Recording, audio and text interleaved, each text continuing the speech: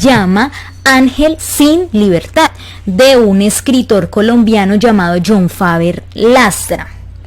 Este hombre nació en la vereda del Totumo del municipio de Ibagué, así que vamos a empezar con esta obra. Ángel sin libertad evoca la tragedia del maltrato intrafamiliar, la violencia y el secuestro.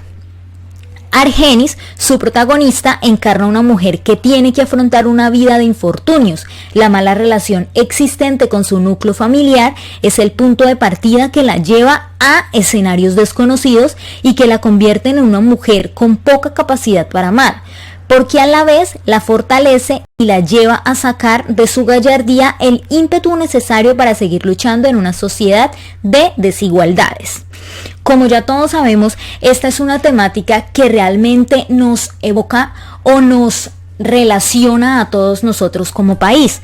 Entonces vamos a tratar esta temática y espero compartir con ustedes este libro y recibir sus comentarios, sus aportes, todo lo que tengan en relación al tema o en relación a la metodología que pretendo implementar. Bueno muchachos, bueno amigos, muchas gracias y sin más bla bla bla, vamos a empezar con el primer capítulo. Ángel sin libertad, John Faber Lastra. Capítulo 1. En el firmamento, los arreboles aparecieron sobre los filos de las montañas y una brisa cálida golpeó suavemente nuestros rostros. Argenis se despidió y caminó por la calle asfaltada que conducía hasta su casa. Yo, sin embargo, me quedé frente al club donde todo el día habíamos hablado y observé cómo su imagen se perdía en la distancia. En mis manos sostenía con aguerrido asombro una libreta de apuntes donde había escrito con tachones, símbolos y líneas entrecruzadas que solo yo podía entender. La información detallada de una historia de dolor, historia acontecida 20 años atrás, que en su momento conocieron e hicieron parte de ella unas pocas personas, muchas de estas ya muertas. 8 días antes. Llegué como de costumbre al restaurante donde acudía de lunes a sábado. Solo faltaba los domingos o festivos. Esos días los dedicaba para frecuentar a mis padres, quienes vivían en las afueras de la ciudad. Regularmente los visitaba en compañía de mis 3 hijos, a quienes les fascinaba el campo y disfrutaban con el entorno, dejando que sus sentidos se impregnaran de naturaleza en ese bello lugar. El restaurante Carnes y Pescados se había convertido en mi segundo hogar al mediodía. Desde mi separación, que por aquellos días ya corría en los 9 meses de ruptura, miré el reloj. Marcaban las 12:30 de la tarde. Como un ciudadano inglés, esa era la hora en la que todos los días llegaba. En ese instante, mientras esperaba ansiosamente a Argenis, a quien había invitado a almorzar, percibí con agrado el exquisito olor a pescado que se preparaba en la cocina. Olor incitante que me hizo recordar de manera inmediata algunos momentos vividos con antelación en ese salón de banquetes. Más tarde, en el umbral del restaurante, en contraluz a mis ojos, a la 1 de la tarde, apareció mi invitada. Elegantemente vestida, un poco fatigada y sudorosa, había caminado desde su almacén de artesanías. La distancia, 6 cuadras. Nuestras sonrisas ante el encuentro aparecieron. Me levanté de la silla para saludarle y un beso mutuo nos dimos en la mejilla. ¿Hace rato llegaste?, preguntó con su voz trémula, producto de su cansancio. Hace poco, mentí sin convencerla. ¡Qué vergüenza contigo!, exclamó. Estaba entregando el inventario a mi empleada, que tiene turno toda la tarde, y no conté que esa tarea me tomaría tanto tiempo. Además, no pasó un taxi libre y decidí entonces caminar hasta aquí. Espero me disculpes. No te preocupes, asentí. Inmediatamente llamé al mesero, quien ya me había preguntado en 2 ocasiones qué deseaba ordenar, antes de que Argenis llegara. ¡César! ¡César! El mesero atendió mi llamado y, estirando sus largas piernas, se paró frente a la mesa esperando la orden. ¿Qué deseas almorzar?, pregunté a mi invitada. Ella, con una sonrisa que dejó ver la perfección de sus dientes, pidió el menú del día. Tenemos pollo al horno, capas en salsa, sancocho de gallina criolla, ajiaco santafereño, bandeja paisa, o si lo desean, hay platos a la carta. Muy exquisitos, ofreció César, esbozando una sonrisa cordial. Hubo unos segundos en silencio, mientras pensábamos. Pollo al horno, ordenó Argenis. ¿Y usted?, preguntó el mesero. Para mí, capas en salsa y un plato de frijoles. César, quien ya conocía mis gustos de tanto que frecuentaba el restaurante, en tono picaresco exclamó: ¿y las 6 arepas? Claro, respondí. Desde muy niño me gustaron las arepas de maíz blanco. Mi mamá las hacía y las asaba al carbón en un brasero ubicado en el gran patio de la casa. Tarea que realizaba todos los jueves a las 6 de la tarde, bajo la sombra y el friccionado sonido de los árboles de guayaba que se contoneaban en la brisa vespertina.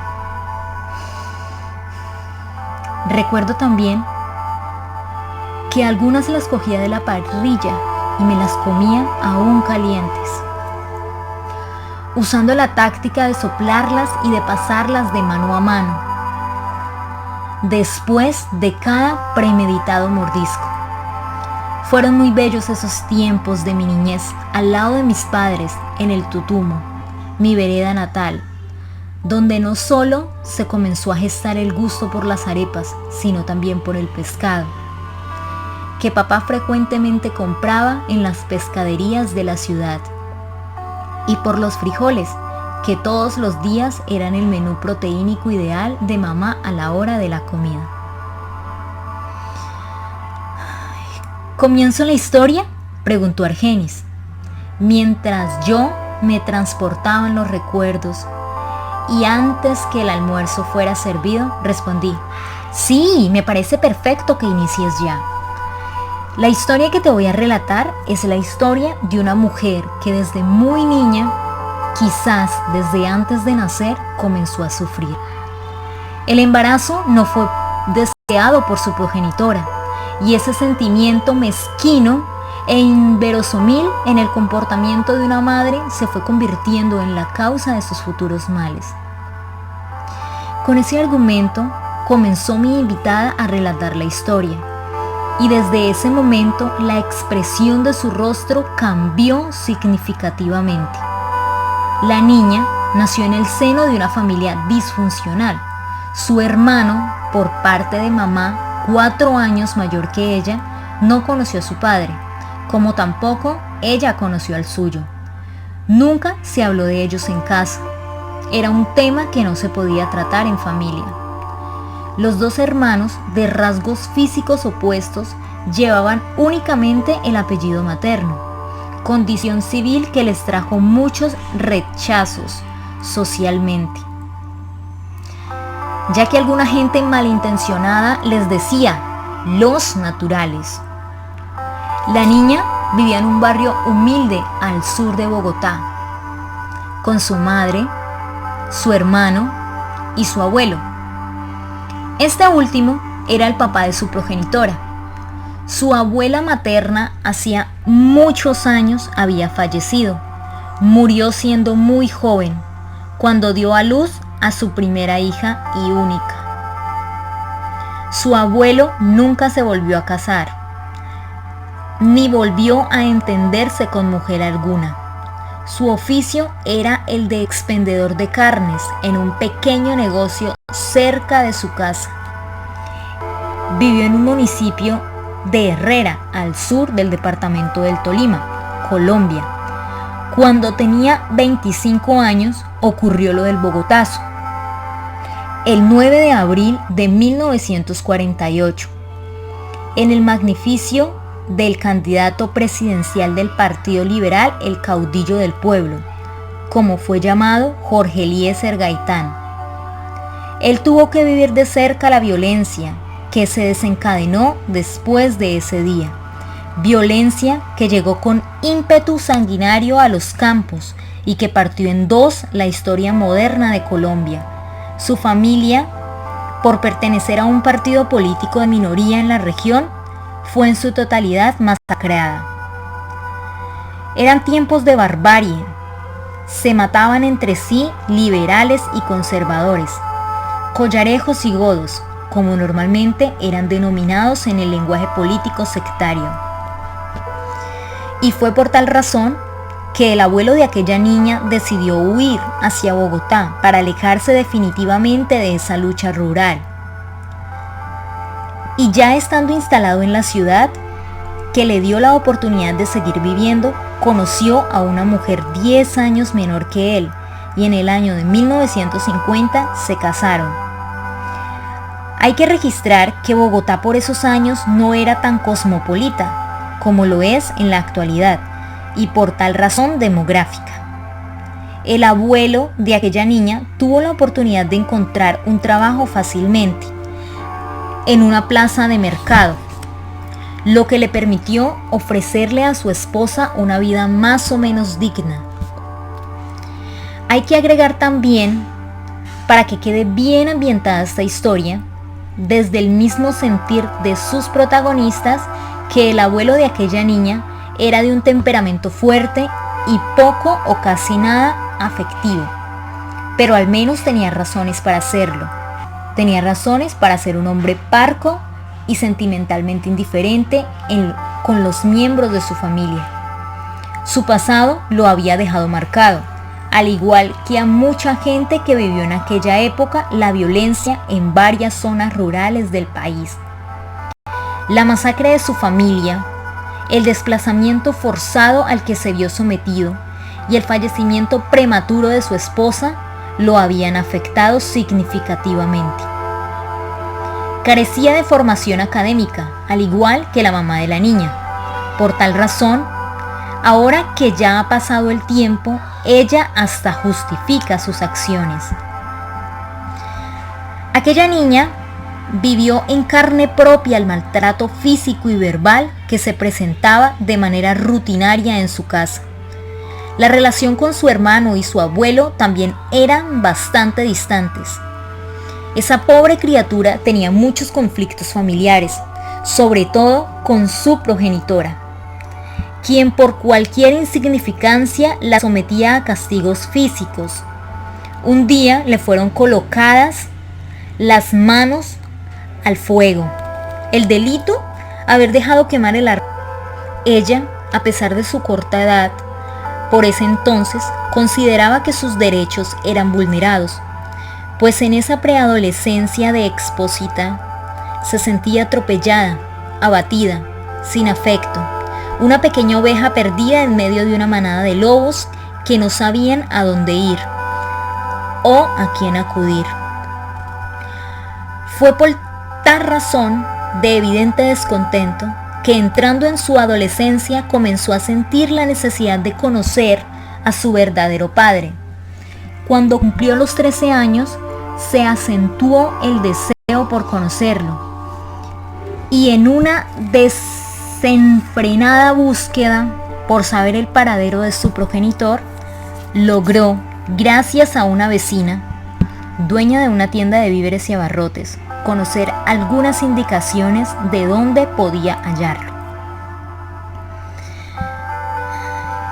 Después de una búsqueda minuciosa, logró encontrar la casa donde vivía un tío, un señor de mediana estatura. robusto, de aspecto bonachón, de 42 años, hermano de su padre, 2 años menor que él. Ella se presentó ante su tío y desde el primer momento él la aceptó como un miembro más de la familia. Al escuchar su conmovedora historia,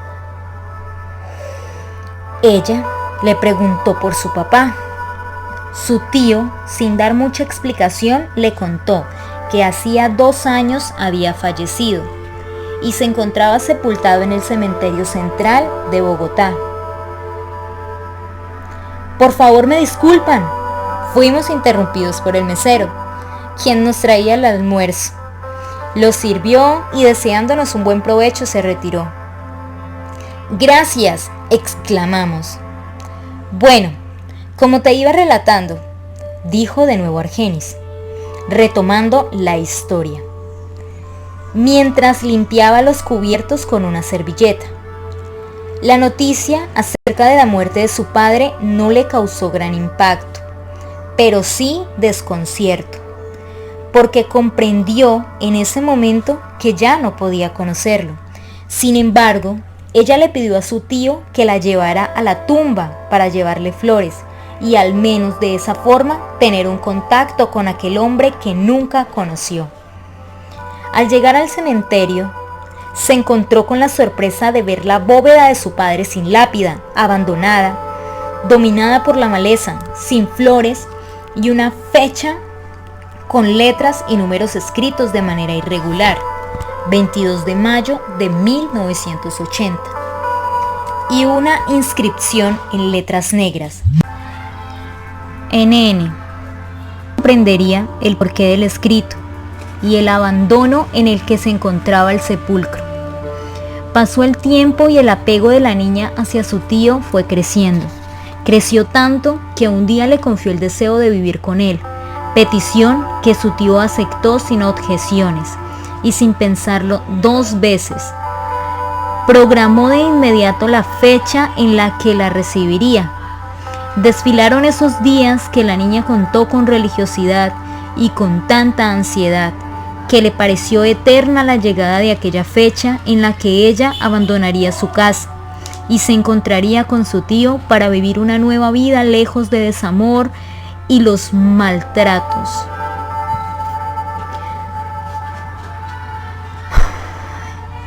Vida que ella esperaba iba a ser la mejor de su existencia. Para ese entonces ella contaba con tan solo 14 años. Tal decisión de abandonar su casa ocurrió después de 1 año de estar frecuentando clandestinamente a su tío y a 3 tíos más, muy parecidos físicamente, que había conocido en sus múltiples visitas. Los nombres y las edades de sus tíos eran Federico, de 39 años, Carlos, de 30 años y Eduardo, de 25 años. Ellos también la aceptaron como un miembro más de la familia, desde el momento en que la conocieron, pero el que más la acogió filialmente fue su tío Eduardo, el menor de todos. La niña se escapó aquella tarde sin dejar rastro alguno, mientras su mamá y su abuelo se ocupaban del trabajo en el expendio de carnes y su hermano de sus estudios secundarios. Esa misma noche, tan pronto llegó a la casa de su tío, fue llevada de inmediato a otro lugar, a las afueras de la ciudad, en un campero blanco carpado. Pero ese itinerario de traslado era algo de lo cual no tenía conocimiento alguno, pues ella pensaba que iba a vivir junto a su tío en la casa de la ciudad. En el carro donde se fueron, se encontró con una tercera persona, quien condujo todo el tiempo el vehículo. Era un hombre mal encarado, tenía una cicatriz en su mejilla izquierda, unos ojos desorbitados y manchados y una mirada lujuriosa que no tenía luz. Su dentadura estaba carcomida por las caries y se le notaban secuelas del tremendo acné que debió padecer en su juventud. Él la observó de una manera morbosa, antes de que el tío de la niña se subiera al carro, y las pocas palabras que pronunció fueron soeces. El tal tipo mal encarado era un hombre que producía miedo con solo verlo. Fumaba unos cigarrillos raros que ella nunca había visto. Estos emitían un olor penetrante y desagradable que en repetidas ocasiones la hizo toser. Ella tuvo temor en ese instante, cuando se encontraba en el carro, al lado de ese individuo desagradable y mal hablado, pero al ver a su tío subir al vehículo se tranquilizó.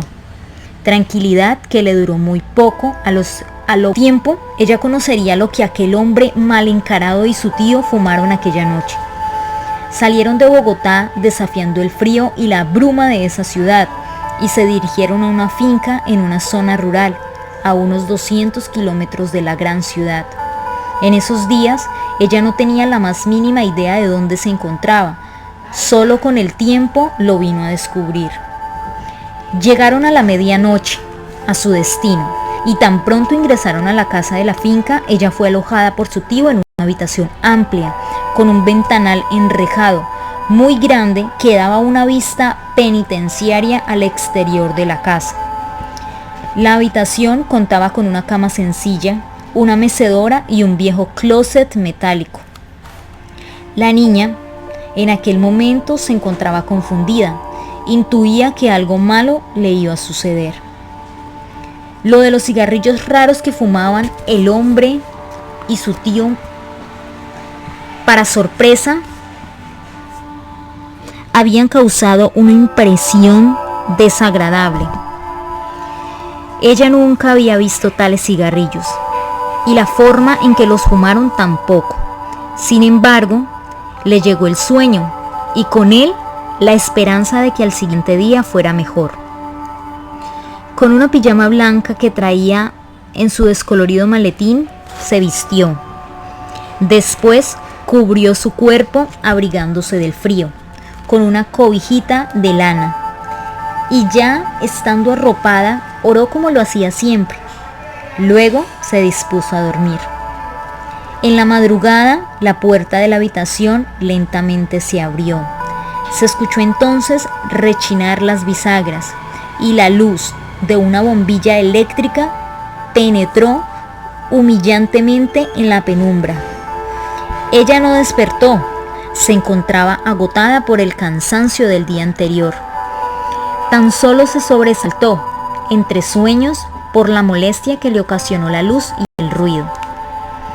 El intruso que invadió su privacidad era su tío, quien la tocó de una manera desapacible, despertándola, y en una acción desenfrenada, como un animal en celo, comenzó a acariciar y a besar su inexplorado cuerpo. El tipo olía a licor mezclado con el extraño olor de los cigarrillos raros. Entonces ella gritó, produciendo un estrepitoso eco en la habitación. Pero no encontró auxilio en aquel apartado lugar. Solo 3 personas y un ejemplar canino que encontraba en la casa. Su malvado tío, el agresor, el hombre mal encarado quien cuidaba la finca, su cómplice, la pobre niña asustada e indefensa, la víctima, y un viejo perro pastor alemán que ya no ladraba y que por su vejez sus dientes se habían caído casi en su totalidad. No hubo nada que hacer. Tras el forcejeo y el incansable asedio de su tío, la niña, esa madrugada, fue violada.